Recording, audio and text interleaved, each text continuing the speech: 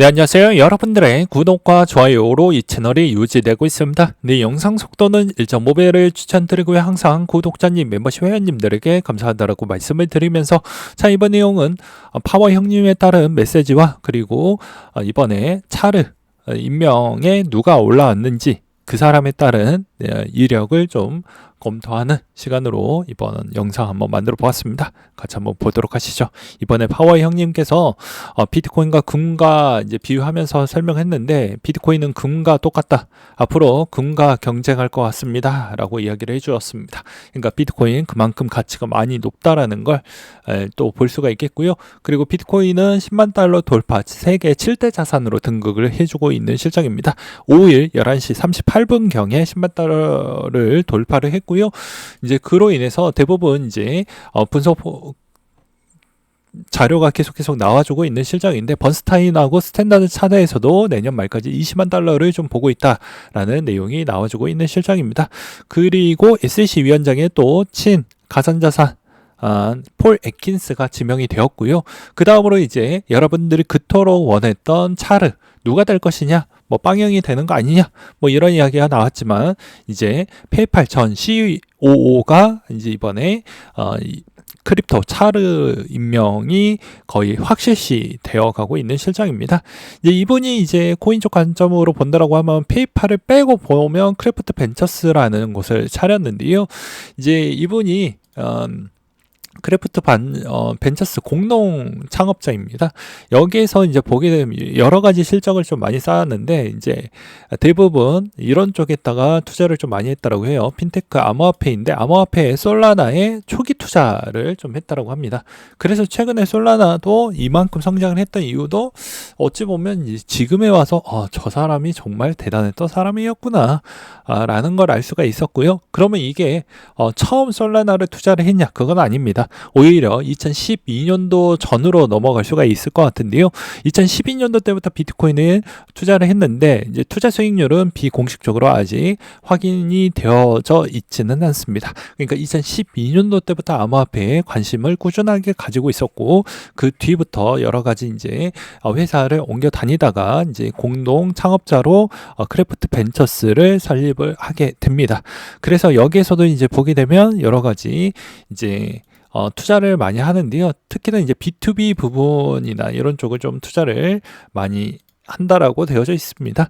여기서도 이제 보게 되면 뭐 AI 쪽 기업 지원, 그리고 이런 쪽에 대부분 투자를 좀 많이 한다라는 걸 알 수가 있고요. 여기서도 이제 추가적으로 이제 무엇을 투자를 했냐가 중요하겠죠. 그래서 보게 되면 이번 DYDX 쪽도 최근에 이제 이런 기사가 이제 대부분 국내를 좀 타고 또 이런 SNS가 한번 퍼지다 보니까 갑작스럽게 이제 DYDX도 20%, 제가 처음 볼 때가 8%였는데 이제 DYDX나 DRX나 뭐 요런 쪽이 좀 급등이 많이 나와주고 있는 형태를 볼 수가 있게 되겠습니다.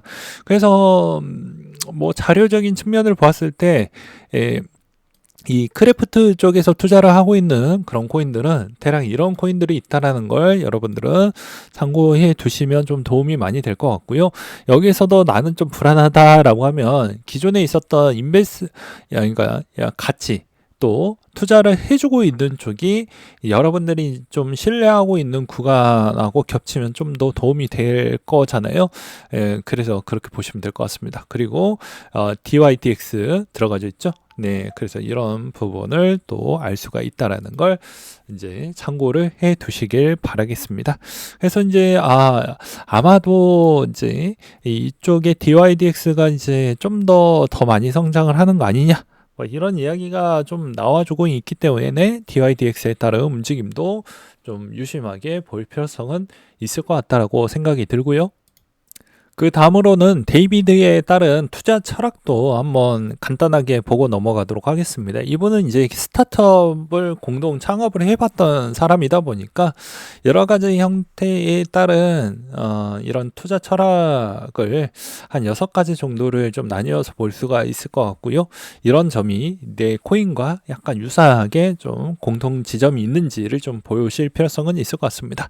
그리고 이제 이런 내용들이 나오다 보니까 이제 페이팔 부분도 내용도 스테이블 코인 과거에 있었던 내용들도 이제 전 CEO를 했으니까 이제 여러분들이 이제 페이팔에 따른 그런 뭐 어찌 보면은 기존에 우리 머스크 형님의 자서전을 좀 읽어보셨으면 아마 아시겠지만 여기에 비즈니스 네트워킹이 좀 잘 되어져 있습니다. 페이팔 관계도가. 그래서 오히려 페이팔에 따른 그런 비즈니스도 좀 같이 보실 필요성은 있을 것 같아서 이제 과거에 페이팔이 스테이블 코인을 이제 해왔던 PYUSD 부분을 좀 해왔던 부분이 있다 보니까 이쪽에 이제 공급량하고 또는 스테이블 코인에 따른 그런 동향적 추이도 같이 좀 봐야 되지 않을까라고 생각이 듭니다. 그래서 이래나 저래나 비트코인에 따른 이해도가 상당히 높고 그 다음에 투자도 원래 해왔었고 그리고 본인이 VC 부분을 좀 가지고 있었기 때문에 오히려 VC 부분에 따른 여러 가지 규제 완화가 나올 것으로 보여지고 알트코인에 따른 작은 집행이나 그 다음에 유동성 공급 추이도 상당히 개선이 되지 않을까라고 저는 그렇게 좀 보고 있는 실정입니다.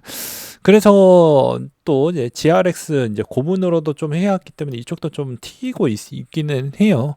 그래서 얼마나 이제 이분의 연결적 매칭 관계에 따른 코인이 단발적으로 많이 올라갈 수 있는데 누가 더 이제 이분과 좀 색깔에 잘 맞는 쪽으로 갈 것인지 아니면 VC 쪽이 좀 더 수혜를 받을 것인지 이걸 봐야 되겠죠. 근데 엄밀히 본다라고 하면 크래프트가 솔라나 초창기 투자자라고 했으니 아무래도 솔라나 부분은 좀 많이 강력하게 밀어주지 않을까라고 생각을 해주고 있는 실정입니다.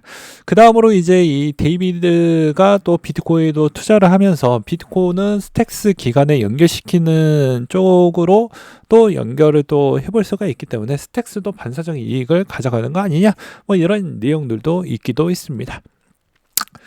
그 다음으로 이제 또 마이클 셀러 형님에 따른 이번에 폭스 라이브에서 나왔던 내용인데요. 내가 만약에 죽게 되면 비트코인 키를 파괴하겠다 의사를 했습니다. 그래서 이게 좀 뭐 어떻게 들리느냐 좀 애매모호하게 이야기를 하긴 했는데 아마 자기가 가지고 있는 그 비트코인에 한해서 이야기를 했던 거라고 추론을 하고 있는 바가 될 것 같습니다. 개인 보유량도 생각보다 많습니다. 회사가 보유하고 있는 양도 많지만 말이죠. 그 다음에 이번 S&P 글로벌 이사가 비트코인 관련된 언급을 좀 하기도 했었는데요. 이제 비트코인은 더 이상 아웃사이더가 아니다. 이제 점점 고려를 해야 되는 자산으로 온 것 같다. 그래서 미국 대선과 그 결과에도 좀 연결이 되는 것 같기 때문에 이제부터는 좀 더 좋은 추이로 갈 것으로 보여진다. 그래서 내년에도 이러한 추이는 계속될 것 같다라는 글로벌 이사의 말씀이 있었습니다. 그럼에도 불구하고도 전 세계의 비트코인 검색량 추이를 보았을 때는 여전히 매니아층만 한다는 걸 또 알 수 있었던 추이를 볼 수가 있었고요. 그리고 핵심 내용은 다음과 같습니다. 뭐가 됐든 간에 우리 트럼프 형님 열심히 일을 해주고 있다. 그리고 현실적으로 실행력도 진짜 우리 SEC 위원장 폴 애킨스 형님, 백악관 암호화폐 책임자 데이비드 삭스님, 그리고 재무부 장관 스콧 베센트, 그리고 상무부 장관 테더 최대 주주라서 아주 기대가 많이 되어가고 있는 실정입니다. 그래서 이 조합으로 보았을 때는 이제 저의 아주 개인적인 생각으로 본다라고 하면 보세요. 스테이블 코인의 최대 주주를 앉혀놨으니 이제 스테이블 코인에 따른 규제 완화는 확실해질 것이고요. 페이팔도 어떻게 보면 간편결제 시장으로 좀 성장을 해왔던 회사이다 보니까 그쪽 여기에 아주 빨리 성장을 시키려고 한다고 하면 스테이블 코인 부분을 좀 규제를 아주 대폭으로 낮춰서 기업인들이 스테이블 코인을 많이 찍어내는 형태로 갈 수 있다라는 생각도 들기도 합니다. 그래서 아마도 스테이블 코인의 혁명이 아마 있을 것으로 보여지고요. 그 다음으로는 디파이 부분이 이제 이루어질 것으로 저는 보여주고 있는 실정입니다. 그리고 이번 내용으로 여러분들이 가장 중요시하게 왜 제가 차르 이 형님에 있는 내용을 왜 중요하게 이야기를 하는 이유가 무엇이냐면요. 자, CFTC 위원회가 있고 SEC 위원장이 있습니다. 그러면 CFTC 위원회와 그리고 또 선물 거래 CFTC 쪽에 있는 위원회의 중간에 있는 자리에 암호화폐 위원회가 하나가 만들어지는 거예요. 그러면 나중에 이제 검토를 할 때는 암호화폐 위원회에서 대부분 다이렉트로 이제 결제하고 승인을 해주겠다라는 것입니다. 그래서 이 자리가 정말 중요하다고 볼 수가 있었고, 또 한편으로는 리플 부분도 이제 뭐 코인베이스나 리플이 이런 자리를 노린다라고 해가지고 상당히 주목을 또 받기도 했었습니다. 예, 그런 측면으로 보실 필요성은 전 있다라고 보여지고요. 그 다음에 이제 여전히 해당에 있는 뭐 알트코인이 잠시 뭐 요동을 치고 있는 추이이긴 하지만 이 도미넌스 추이가 단기적으로 7에서 10% 정도 내려가게 되면 일시적으로 좀 변동성이 좀 나옵니다. 이게 좀 올라오다가 좀 다시 내려가려고 하는 추이를 보여주잖아요. 그래서 단기적으로 한 10% 정도가 만약에 오면 일시적으로 알트코인이 좀 조정이 나올 수 있는 구간대는 도미넌스에서 나올 수가 있기 때문에 이런 점을 좀 보셔라. 그 근거는 물론 데이터가 신뢰도 구간은 좀 낮긴 하지만 개인적으로 수작업으로 좀 보았을 때는 이 구간적 추이가 평균 7%가 넘어갔었을 때마다 약간씩 알트코인에 좀 조정이 나왔습니다. 그 도미넌스가 다시 재상승하면서 이제 다시 비트코인에다가 흘러가는 그런 자금 흐름을 좀 볼 수가 있었기 때문입니다. 그래서 엄밀히 따지면 10% 정도 때마다 약간씩 이렇게 월봉 차트를 보면 10% 때마다에 따른 움직임이 있고 난 뒤에 이렇게 꼬리표가 많이 요동을 치는 모습을 볼 수가 있었습니다. 그러니까 이런 점을 잘 보시면서 대응을 하시면 좋을 것 같습니다.